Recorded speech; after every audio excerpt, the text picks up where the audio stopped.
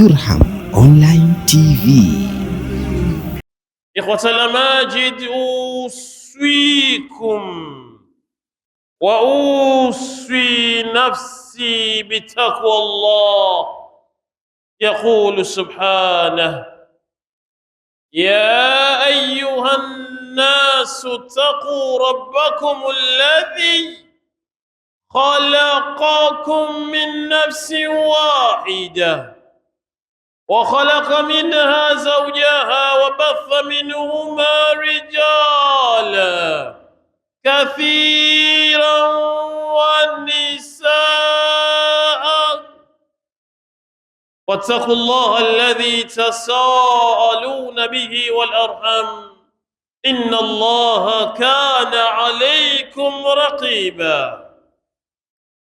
يقول عز وجل يا أيها الذين آمنوا اتقوا الله حق تقاته ولا تموتن إلا وأنتم مسلمون.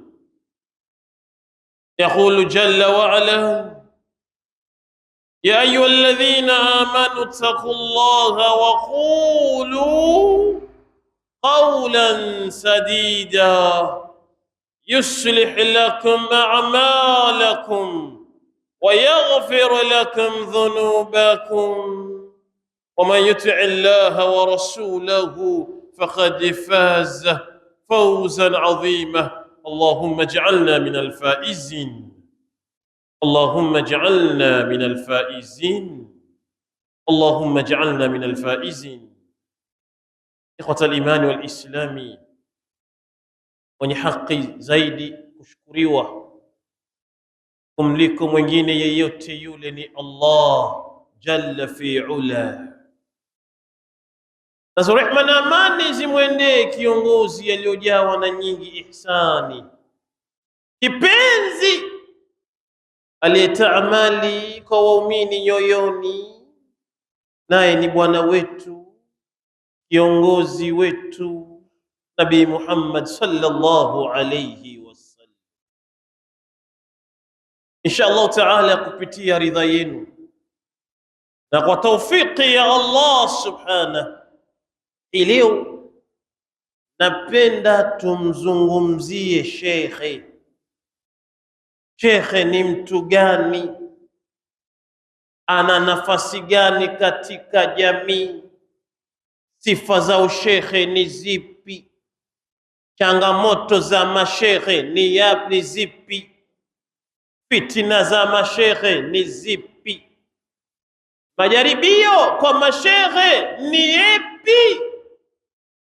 Je, mashekhe waovu wamo ama mashekhe wote ni wema tu? Ashekh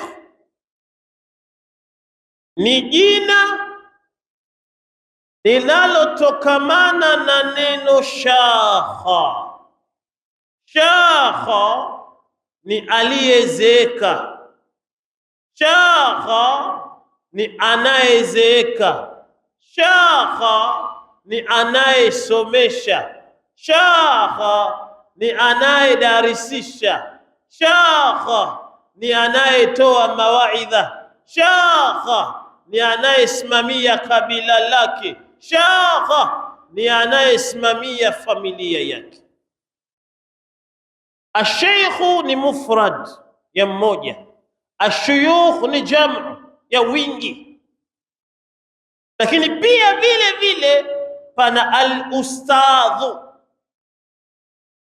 Al-ustadh ni specialization. Huyu ni mwalimu wa hisabati, huyu ni mwalimu wa nahau, huyu ni mwalimu wa lugha, huyu ni mwalimu wa tajwid, huyu ni mwalimu wa mirath. Ustadhi ni specialization. Al-ustadhi ni mmoja, al-asatidhatu ni wengi. Kwa hiyo ustadh kwanza. Daraja ya pili ni mtu kuitwa sheikh. Sheikh anaweza kuwa ustadh. lakini ustadh kimafhumi hawezi kuwa shekh.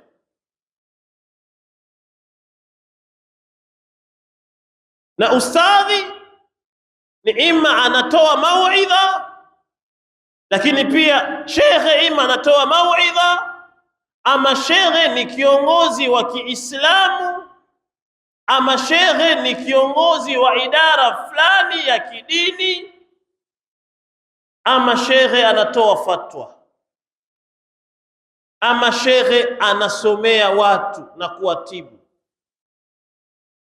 Huyo ni shekhe. Lakini ustadhi ni mtu aliye specialize, amefanya specialization kimombo, amefanya takhsis ya jambo fulani kuwa ni mwalimu wa jambo hilo. Na sheikh wako aina nne. Pana asheikhu dini, pana sheikh wa dini, kama kutoa mawaidha, kama kutoa fatwa, kama kutoa mwongozo wa kidini, kama kutatua tofauti fulani kupitia Qur'ani na Sunna. Lakini pia sampuli ya pili ya ushekhu na asheikhul kabila. Huyu ni shekhe anayeongoza kabila lake. Ima aina ya tatu, kuna asheikhu daula, ni shekhe wa nchi, na hii sana sana ipo katika bara la Uarabuni. Wasikia huyu ni shekhe wa Qatar, Sheikh Emiri, shekhe wa Qatar. Huyu ni shekhe wa nchi fulani. Hii ni aina ya tatu ya shekhe. Ama aina ya nne ya shekhe ni asheikhu sinni.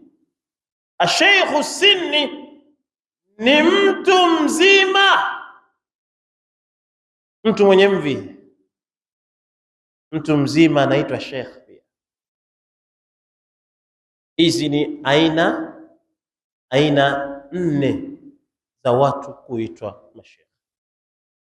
Lakini ustadhi, shekhe, mwalimu wa kwanza kualiko wote ni Nabii Muhammad sallallahu alayhi pale aliposema maneno yake, innama bu'ithtu muallima, bila shaka nimetimulizwa mimi Muhammad sallallahu alayhi wasallam kuwa mwalimu. Na katika watu walio bora hata kuwashinda viongozi, watu walio bora hata kuwashinda wafanyabiashara, watu walio bora hata kuwashinda watu maarufu, watu walio bora hata kuwashinda watu wa kiuchumi ni wale watu ambao kwamba wameisoma dini alafu wakaisomesha kwa watu wengine. Uthman ibn Affan radhiyallahu anhu arda ani nabii sallallahu alayhi wasallam qala khairukum man ta'allama alqur'ana wa 'allamahu. Uthman ibn Affan radhiya Allah zimwelee, sahaba mkubwa huyu, anachukua kwa Nabii Muhammad sallallahu alayhi wasallam. Ndani ya Sahihi Bukhari imeeleza hadithi hii akisema, mbora wenu ni yule aliyeisoma Qur'ani, aliyeisoma dini, alafu akawa ni mwenye kuifundisha. Na huyu shekhe ni mtu, ili uwe shekhe basi ni mpaka uwe na sifa kama 4. Sifa ya kwanza ya mtu kuwa shekhe lazima awe na ikhlas. Ikhlas ni kufanya jambo kwa ajili ya Allah subhanahu. Ikhlas, sifa ya kwanza. Sifa ya pili, al-ilmu wal-amal. Wanasema al-amalu bil-ilmi. Awe ni shekhe, awe ni mtu ambaye kwamba anayoyasema ndiyo anayoyafanya. Sifa ya tatu, az-zuhud. Awe ni mtu ambaye kwamba ameupa mgongo dunia, haipapii dunia, hamiliki visivyofaa duniani. Ama sifa ya pili ni nashru dini, awe ni mtu ambaye kwamba anapeana elimu ya dini bila mipaka. Hizi ni sifa 4 za mtu kuwa shekhe. Mashekhe hawa nao ni binadamu. Mashekhe hawa sio malaika.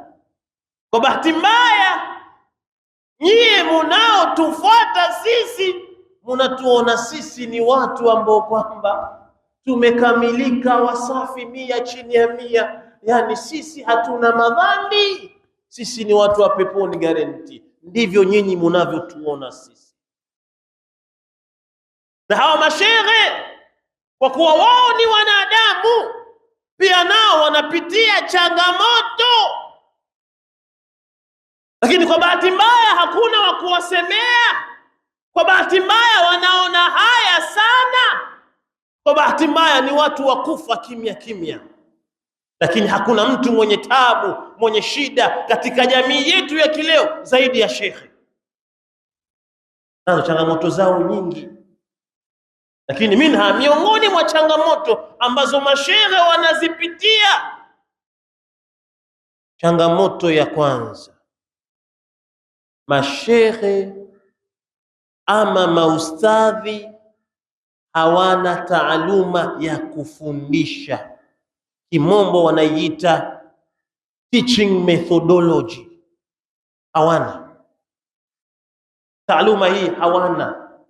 Ni wale waliopiga goti wakasomeshwa dini, waliopiga vikao halakat wakapewa elimu ya dini, lakini turuku tadrisi, njia ya kufundisha inayokwenda sambamba na usasa huu wetu, asilimia kubwa ya maustadhi na mashehe hawana.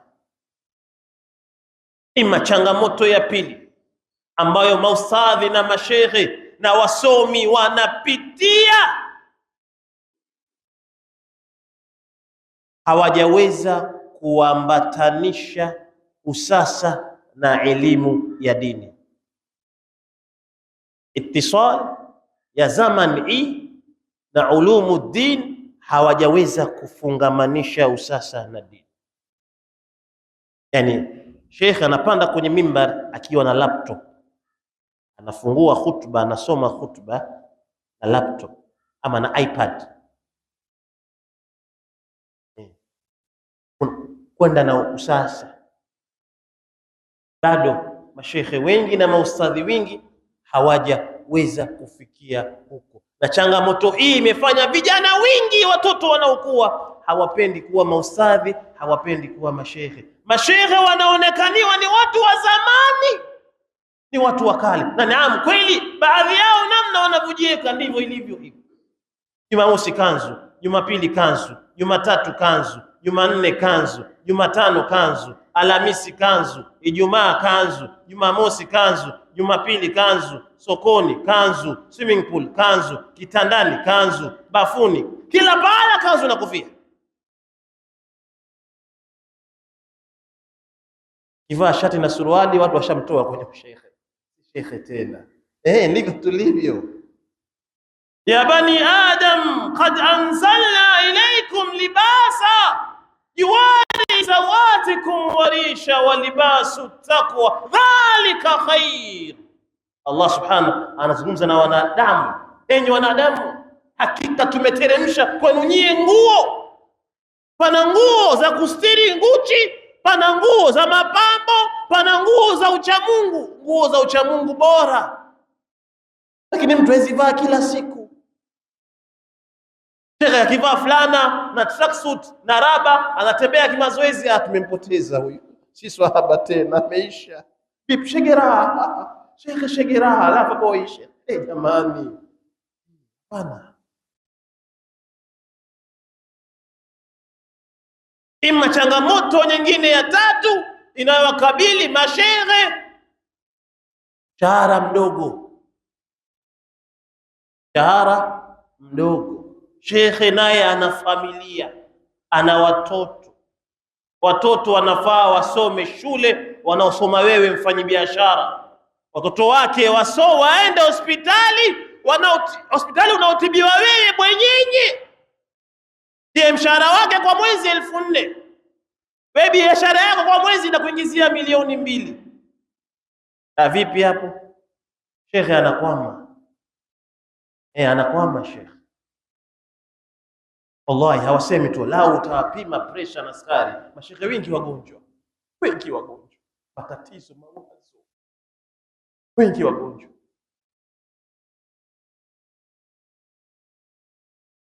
Changamoto ya 4, hawana vyenzo vya elimu, vifaa vya elimu ya madarasa wengi hawana.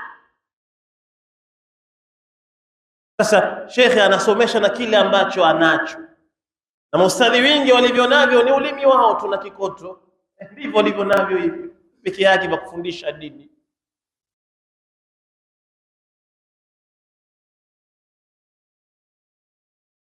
Hizi ni baadhi ya changamoto, ni nyingi tu. Hizi ni baadhi ambazo kwamba mashehe wanapitia.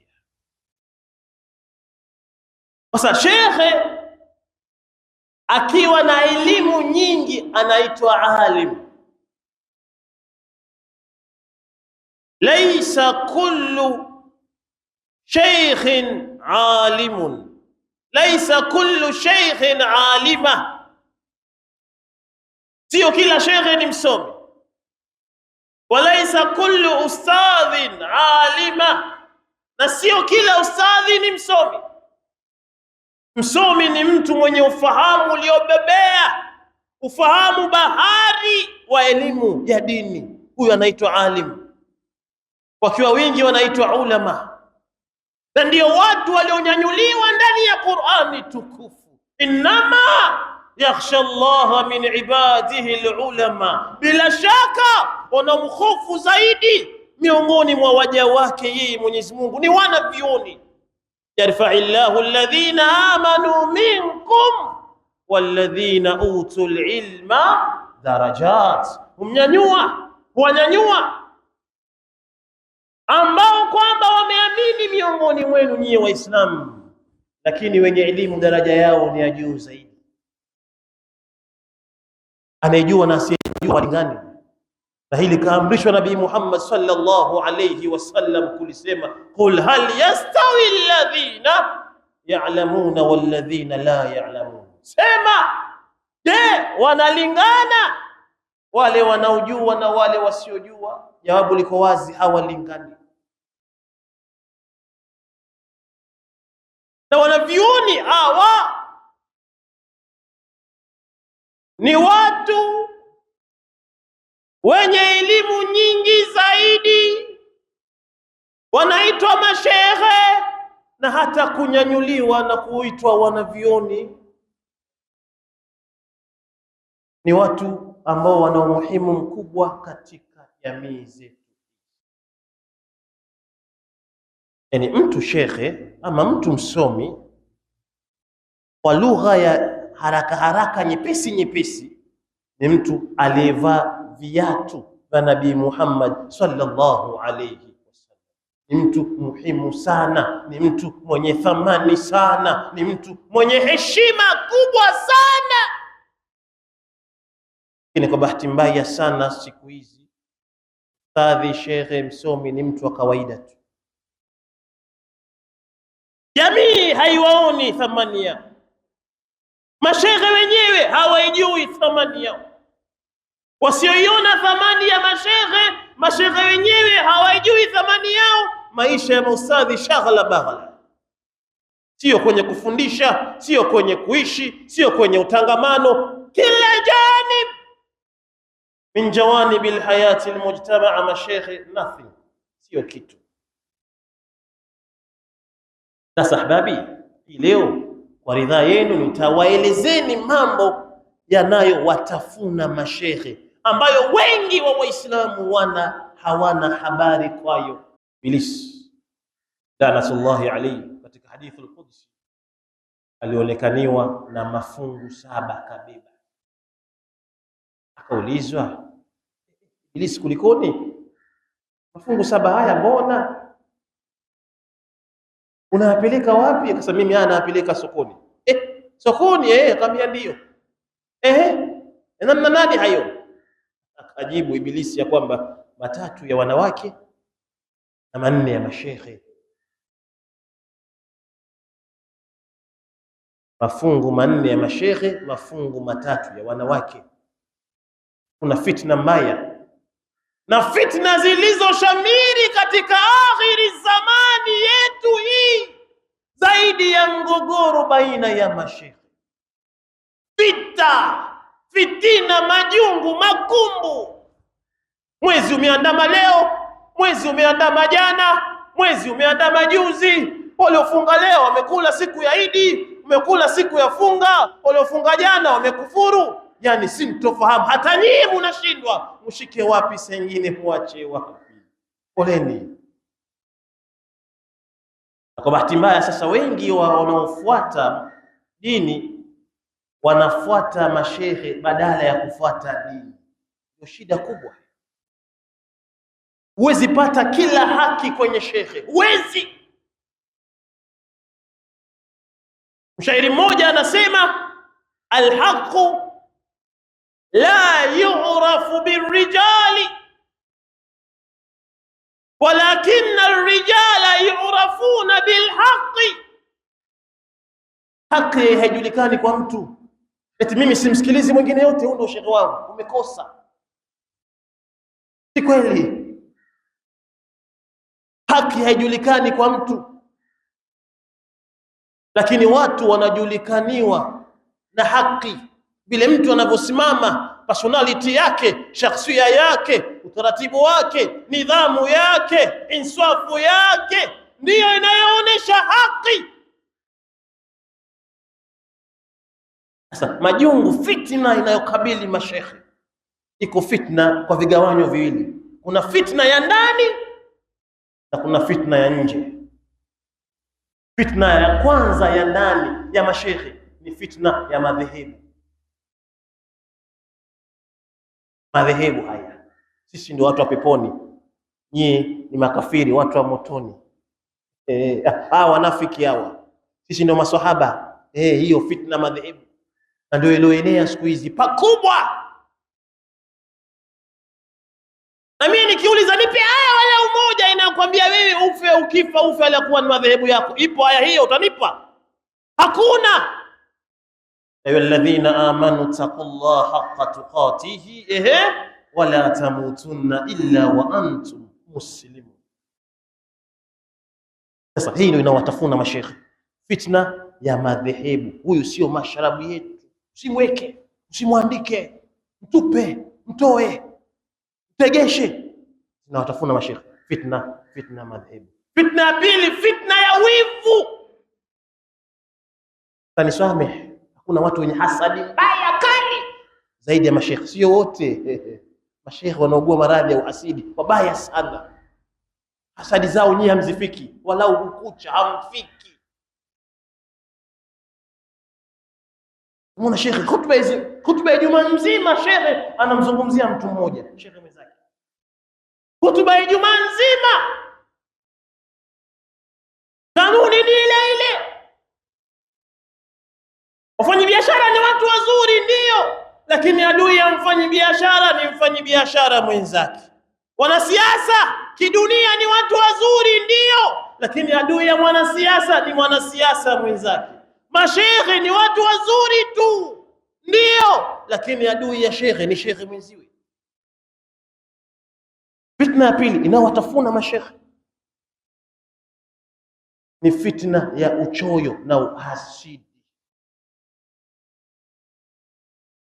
Na fitna ya tatu inayotafuna mashehe ni fitna ya cheo. Fitna ya cheo, kila mmoja ataka kuwa mkubwa, kila mmoja ataka kuwa bwana, kila mmoja anataka kuwa nani. Hizi ni fitna za ndani kwa ndani ambazo kwamba mashehe zinawatafuna. Ima fitna za nje, fitna za nje ambazo kwamba zinawala mashehe, na nyie baadhi yenu munashuhudia. Sio kila vita la mashehe Waislamu wao wanajua. Fitna ya kwanza ni fitna ya teknolojia. Tunao mashehe YouTube, mashehe YouTube tunao.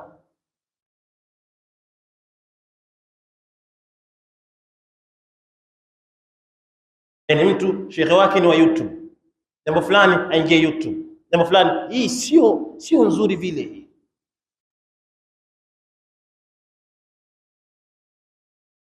sio kila mzungumzaji ni shehe, hata yeye kavaa kanzu na kofia. Kuwa makini. Wengine ni mashehe feki, kama sio mashehena. Fitna ya teknolojia. Nyingine fitna ya mali. Hizi fitna atengeneza Ibilisi. Sababu nyie Waislamu, nyie Ibilisi alitaka mumwabudu, nyie mkakataa kumwabudu. Sasa atawavuruga vipi? Kivuruge Ibilisi akawatengenezea majungu kwa mashekhe. Nabii Muhammad sallallahu alayhi wasallam asema, inna shaitana qad aisa an yabudu almusalluna fi jazirati al-arbi walakin at-taharishi bainahum. Ya shetani alikata tamaa ya kuabudiwa na wanaoswali. Nyie mlikataa kumwabudu shetani.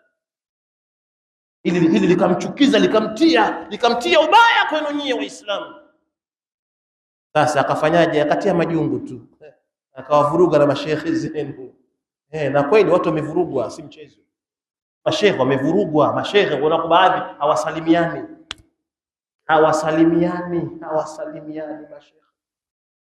mashehe pia na wanabifu. Shehe huyo anabifu na shehe yule. Shehe hao mashehe kutokuwa kitu kimoja imeleta balaa kubwa, mpasuko katika jamii na katika watu wanaochekwa na kuchekelewa na kuchekeshwa ni Waislamu wenzetu. Kwa upande mwingine, japo hampendi ni mifano hiyo, lakini ndio mifano ya kweli. Wana nidhamu, mambo yao yanakwenda vizuri. Sisi nidhamu hatuna, shaghala baghala mambo yetu. Kwa nini? Kwa sababu viongozi walopewa nafasi ya kuongoza umma wanavurugana wao kwa wao. Fitna nyingine ni fitna ya mali. Fitna ya mali inawasumbua baadhi ya mashehe. Fitna ya mali, na baadhi ya mashehe, sio wote, wengi wana adabu zao, Allah wahifadhi. Kuna wachache wanashindana na wenzao. Mimi nina gari, wewe unalo. Mimi nina nyumba, wewe uko na nyumba. Wewe tajiri yako nani anayekulipia wewe? Wanalinganishana na wao kwa wao. Nabii Muhammad sallallahu alaihi wasallam asema, ma dhi'ibani ja'iani arsala fil ghanami bi afsadi laha min hirsi al-mar'i ala harsi al-mar'i fi mali wa sharafi lidinihi, au kama jaa. Nabii Muhammad sallallahu alaihi wasallam asema, hawajawa mbwa mwitu wawili wenye njaa waliochanganywa na kondoo na mbuzi, ila ni waharibifu mno kwa pupa ya mali na kuuza dini kwa duni thamani. Wapo hawa. Fitna ya dunia imelemea baadhi ya mashekhe, sio wote, wachache wako waliolemewa, na hata wanawauza wenzao bei ya duni thamani kabisa.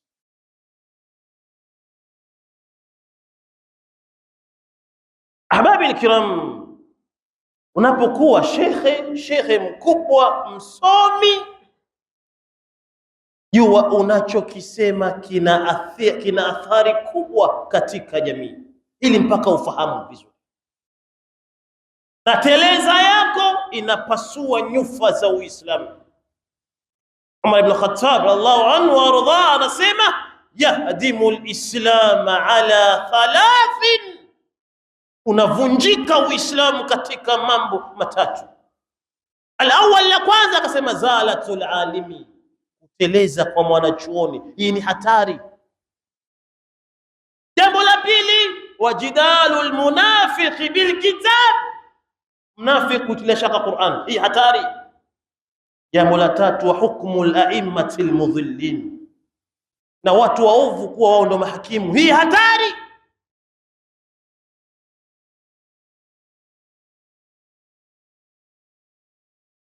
Na Mtume sallallahu alayhi wasallam anasema inna akhwafa ma akhafu ala ummati al-a'immatu al-mudhilluna, nachokihofia zaidi mie Mtume sallallahu alayhi wasallam kwa juu ya umma wangu ni kupata wenye elimu waliopotea. Kwa hiyo wanavyoni wako aina mbili, pana wanavyoni waliopotea na pana wanavyoni waliowema. Na hawa wanavyoni waliopotea Mwenyezi Mungu kawaeleza dhahir shahid ndani ya aya nyingi chungu mzima ndani ya Qur'an. Ta'muruna an-nasa bilbirri wa tansawna anfusakum wa antum tatluna alkitab afala ta'qilun.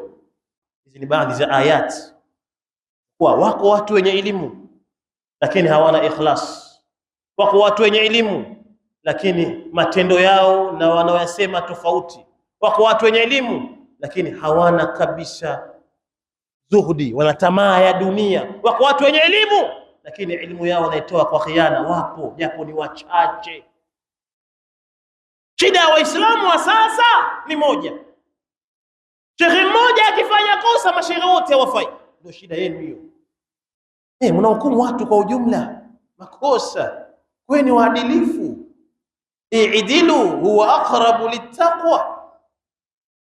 Kwani hawa mashehe wana changamoto nyingi, wana majaribio mingi. Jaribio kubwa miongoni mwa majaribio ya mashehe ni jaribio la wanawake.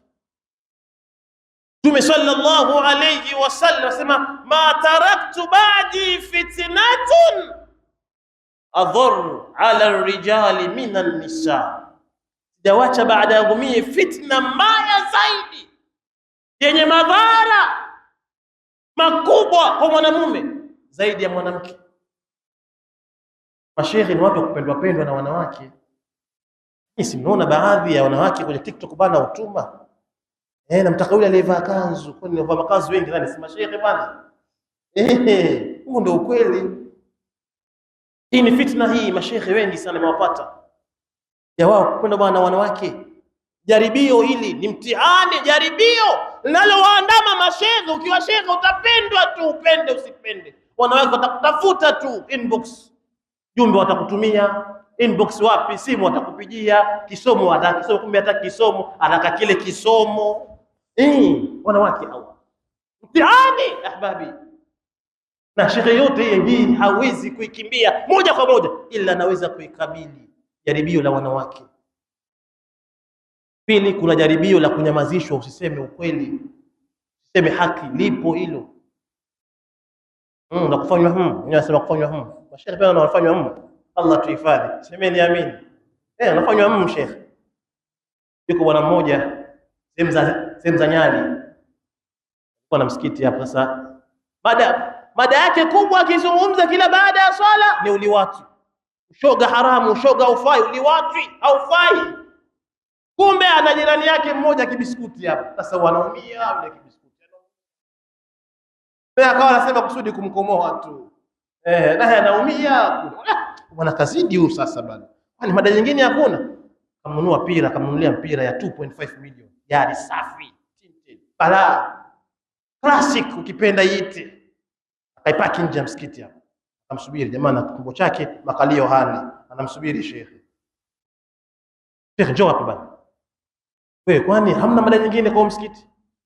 Sheikh kabadilika, ahlan habib, ana chungu chungu, asayid, oh kigogo Sheikh hapo. Mimi spendi bana. Ahlan tulia. Funguo hii. Chagua. Ni funguo ama ni inna lillahi wa inna ilaihi rajiun. Sheikh akatoa funguo.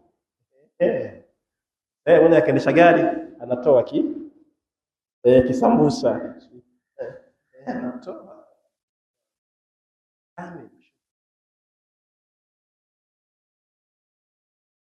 Fitna nyingine ni fitna ya mali. Kwa wakfu za Uislamu kuzisimamia, safari za hija za Uislamu kuzisimamia, unapewa wewe. Haya ndiyo majaribio ya mashehe. Shehe upende usipende, huko unajaribiwa, huwezi kukwepa. Anakuja mtu anakupatia shehe, shika 4,500 mjengee kisima, unaaminiwa. Nilikwenda Kwale siku hiyo, miezi 6 iliyopita, tulilia kama watoto wadogo. Bora sisi pesa tusipewe bana kabisa, tukae hivi bana mpaka kutia mchuzi. Kwenda kuona kisima kimechimbwa, kimejengewa vizuri, kumbe wanchimba hapa mpaka hapa tu, chini hamna kitu. Mchanga mtupu, wajenga hapa mpaka hapa, umejengea vizuri. Wakachimba kidogo tu, wakamwaga maji, wakachukua video. Sio mashehe wote, sio wengi, ni wachache mno. Ninawaambia tena, msituhukumu, mnatutia ubaya sana nyinyi Waislamu. Hukumu. Kwa hiyo mkipata mashehe ambao kwamba wana msimamo, wanaoa na wanaongeza, nyinyi mnawakashifu mashehe wanapenda kuoa sana. Sasa tufanyaje jamani? Sisi tunaswalisha, tunatoa hutuba, tunafundisha dini. Si maplay wa mpira, si watalii. Kwani kuoa mbaya? Sheria ni 4 kuoa bana.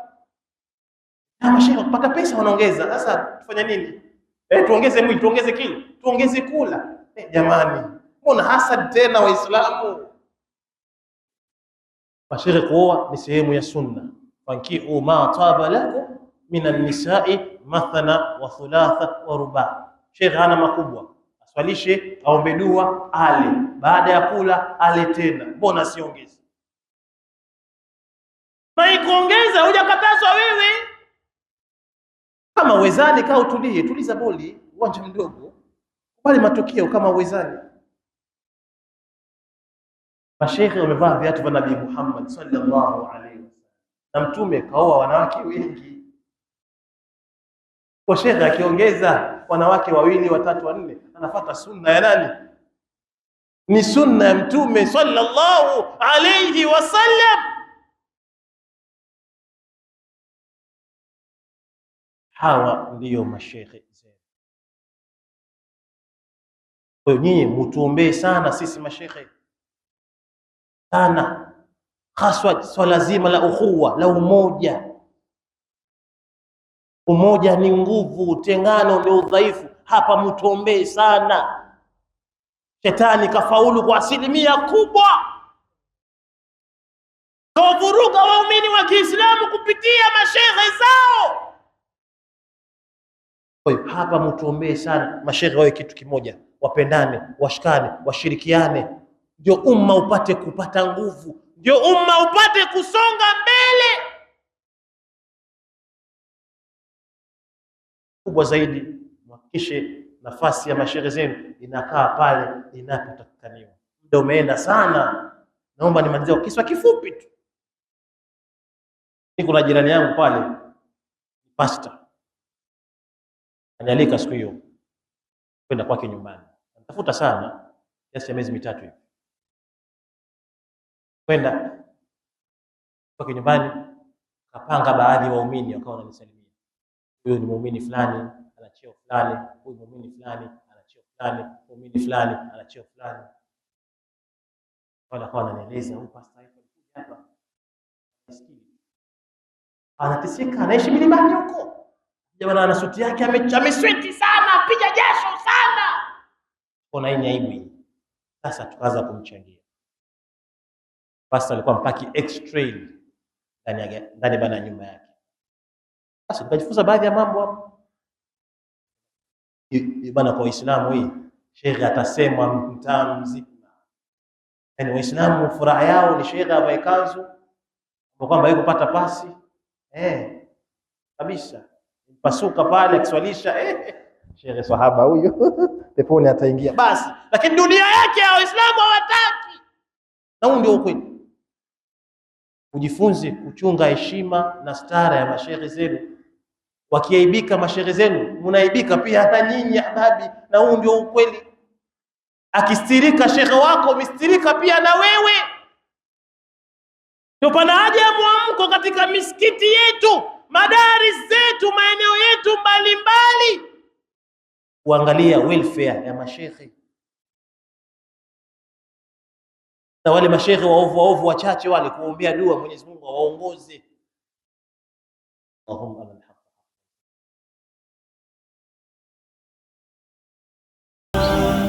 Yurham Online TV.